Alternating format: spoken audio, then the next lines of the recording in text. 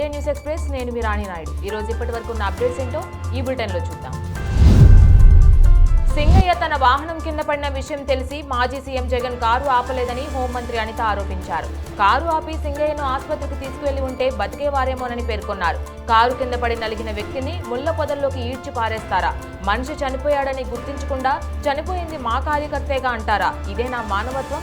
CM కుర్చీలో కూర్చోవాలన్న ధ్యాస తప్పితే జాలి, దయ, మానవత్వం ఆయనలో లేవు అని మండిపడ్డారు అనిత. ఆపరేషన్ సింధూలో భాగంగా ఇరాన్ నుంచి 10 మంది ఏపీ విద్యార్థులు ఢిల్లీ చేరుకున్నారు. ఇరాన్ ఇజ్రాయెల్ ఉద్రిక్తతల దృష్ట్యా విదేశాంగ శాఖ భారత్కు తీసుకొస్తోంది. ఇరాన్ ఇజ్రాయెల్ నుంచి వచ్చే బాధితుల కోసం ఢిల్లీలో ప్రత్యేక ఏర్పాట్లు చేశారు. 2 ప్రభుత్వాలు ఢిల్లీలోని ఏపీ, తెలంగాణ భవన్లలో ఏర్పాటు చేశాయి. ఢిల్లీ నుంచి స్వస్థలానికి పంపేందుకు రెసిడెంట్ కమిషనర్లు 2 టీంలను నియమించారు. ప్రత్యేక విమానాలు ఏర్పాటు చేసిన విదేశాంగ శాఖ ఇప్పటి వరకు దాదాపు 1750 మంది భారతీయులను స్వదేశానికి తీసుకొచ్చింది. కూటమి ప్రభుత్వం విజయవంతంగా ఏడాది పాలన పూర్తి చేస్తుందని AP deputy CM Pawan Kalyan అన్నారు. తాను ఎప్పుడూ రాష్ట్రం బాగు కోసమే ఆలోచిస్తానని 2019లో అధికారంలోకి వచ్చిన ప్రభుత్వం విధ్వంస పాలన చేసిందని తెలిపారు. ఏడాది పాలనపై కూటమి ప్రభుత్వం ఏర్పాటు చేసిన సుపరిపాలనలో తొలి అడుగు సమావేశంలో ఆయన మాట్లాడారు. వైసీపీ నేతలు పిచ్చి వేషాలు వేస్తే తొక్కి నారతీస్తామని వార్నింగ్ ఇచ్చారు పవన్. మాజీ సీఎం జగన్ కు మానవత్వం అంటే తెలియదని పీసీసీ అధ్యక్షురాలు వైఎస్ షర్మిల ధ్వజమెత్తారు. జగన్ కారు కింద ఆయన సొంత పార్టీకి చెందిన సింగయ్య నలిగిపోయి దుర్మరణం చెందడం ప్రజలను తీవ్ర ఆవేదనకు గురి చేసిందన్నారు. ఇంత ఘోరమైన ఘటనను కల్పితమని ఆయన వ్యాఖ్యానించడం హాస్యాస్పదమని విమర్శించారు. సింగయ్య కుటుంబానికి 5 కోట్ల లేదా 10 కోట్ల ఆర్థిక సాయం అందించాల్సింది పోయి ఇప్పటి వరకు క్షమాపణ కూడా కోరకపోవడం జగన్ కర్కశ మనస్తత్వానికి నిదర్శనమన్నారు. ఏపీ తలపెట్టిన బనకచెర్ల ప్రాజెక్టు నిర్మాణాన్ని అడ్డుకునేందుకు ఎంతవరకైనా పోరాడాలని తెలంగాణ మంత్రివర్గం నిర్ణయించింది. గోదావరిలో తెలంగాణ వాటా జలాల్లో ఒక్క చుక్క కూడా వదులుకునేది లేదని స్పష్టం చేసింది. గోదావరి బనకచెర్లపై ఇప్పటి వరకు జరిగిన పరిణామాలు, భవిష్యత్తు కార్యాచరణకు సంబంధించి జూలై మొదటి వారంలో సీఎల్పీ సమావేశం ఏర్పాటు చేసి కాంగ్రెస్ ఎమ్మెల్యేలు, ఎంపీలకు పవర్ పాయింట్ ప్రెజెంటేషన్ ఇవ్వాలని నిర్ణయించింది. బీసీ రిజర్వేషన్లపై కాంగ్రెస్ ప్రభుత్వం చిత్తశుద్ధితో ఉందని మంత్రి పొన్నం ప్రభాకర్ పునరుద్ఘాటించారు.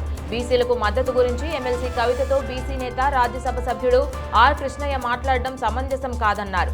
ఎవరైనా సరే బీసీల కోసం మాతో కలిసి రండి. తెలంగాణలో 56% బీసీలు ఉన్నారన్నది వాస్తవమని పొన్నం వ్యాఖ్యానించారు. పశ్చిమాసియాలో ఉద్రిక్తతలు క్షణక్షణానికి మలుపు తిరుగుతున్నాయి. ఇరాన్, ఇజ్రాయెల్ మధ్య కాల్పుల విరమణకు ఒప్పందం జరిగినట్లు అమెరికా అధ్యక్షుడు డొనాల్డ్ ట్రంప్ ప్రకటించినప్పటికీ ఘర్షణలు కొనసాగుతూనే ఉన్నాయి. మంగళవారం తెల్లవారుజామున టెల్ అవీవ్ను లక్ష్యంగా చేసుకుని టెహ్రాన్ క్షిపణులు ప్రయోగించింది. దీంతో పలుచోట్ల సైరన్ల మోత మోగింది. ఇరాన్ క్షిపణులు తమ దేశం వైపు దూసుకొస్తున్నాయని, ప్రజలంతా కూడా సురక్షిత ప్రాంతాలకు వెళ్లాలని ఇజ్రాయెల్ మిలిటరీ ప్రజలను హెచ్చరించింది. ఇరాన్, ఇజ్రాయెల్ మధ్య గత 12 రోజులుగా జరుగుతున్న యుద్ధం ముగియనుందని అమెరికా అధ్యక్షుడు డొనాల్డ్ ట్రంప్ ప్రకటించారు. అయితే ఈ ప్రకటనపై టెహ్రాన్ స్పందించిన తీరు ఆశ్చర్యాన్ని కలిగిస్తోంది. తొలుత అలాంటి ఒప్పందమేదీ లేదని పేర్కొన్న ఇరాన్ ఆ తర్వాత కాల్పుల విరమణకు సుముఖంగానే ఉన్నట్లు సూచనప్రాయంగా చెప్పడం గమనార్హం. కాల్పుల విరమణపై ట్రంప్ పోస్టు పెట్టిన కొన్ని గంటల తర్వాత ఇరాన్ విదేశాంగ మంత్రి అబ్బాస్ అరాగ్చి మంగళవారం వెనువెంటనే 2 విభిన్న పోస్టులు చేశారు. భారత్, ఇంగ్లాండ్ మధ్య మొదటి టెస్ట్ ఆసక్తికరంగా సాగుతోంది. టీమిండియా గట్టి లక్ష్యాన్ని నిర్దేశించిన దూకుడుగా ఆడే ఆతిథ్య జట్టును తేలికగా తీసుకోలేని పరిస్థితి. ఓవర్ నైట్ స్కోర్ 90/2తో సోమవారం రెండో ఇన్నింగ్స్ కొనసాగించిన టీమిండియా పంత్, రాహుల్లా అదిరే శతకాలతో 364 పరుగులు చేసింది. భారత్కు తొలి ఇన్నింగ్స్లో 6 పరుగుల ఆధిక్యం లభించిన సంగతి తెలిసిందే. 371 పరుగుల లక్ష్యంతో బరిలోకి దిగిన ఇంగ్లాండ్ 4వ రోజు ఆట ముగిసే సమయానికి వికెట్ నష్టపోకుండా 21 పరుగులు చేసింది. ఇరాన్, ఇజ్రాయెల్ మధ్య కాల్పుల విరమణ ఒప్పందం జరిగినట్లు అమెరికా అధ్యక్షుడు డొనాల్డ్ ట్రంప్ చేసిన ప్రకటన దేశీయ మార్కెట్లకు ఉత్సాహాన్నిచ్చింది. దీంతో మంగళవారం నాటి ట్రేడింగ్ ను సూచీలు భారీ లాభాలతో ప్రారంభించాయి. సెన్సెక్స్ 930.7 పాయింట్ల లాభంతో 82,827.49 వద్ద, నిఫ్టీ 278.95 పాయింట్ల లాభంతో 25,250.85 వద్ద కొనసాగుతున్నాయి.